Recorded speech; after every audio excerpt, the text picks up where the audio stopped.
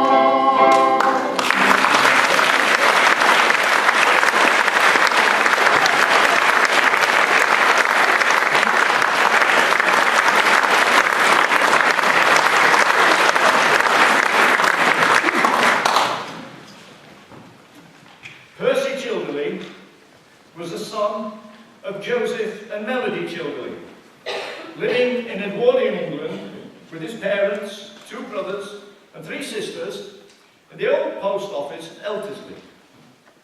He worked as a steam sawyer at Croxton Park before enlisting in the Hunt's Cyclist Battalion in June 1915.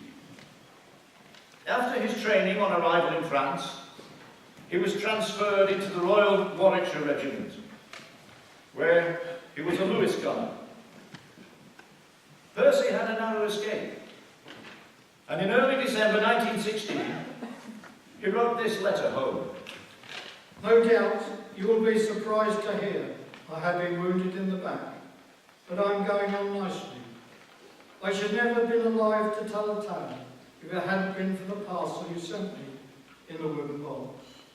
We were going to the trenches to relieve another battalion, when all of a sudden a shell from the Germans burst within a short distance from us. I was hit in the back by a piece.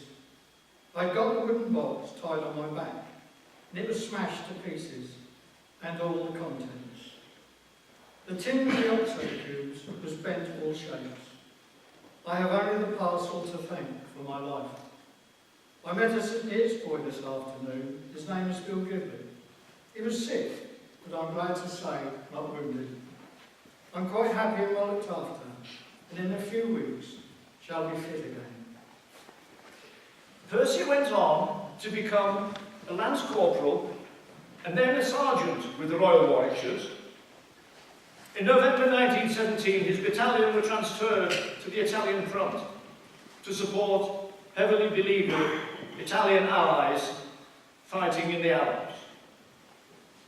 There was fierce fighting in this mountainous region. In September 1918, Percy was awarded the Distinguished Conduct Medal. It's a very high-level award for bravery, and it's awarded to other ranks of the British Army. I'm now going to ask John to read his father's citation.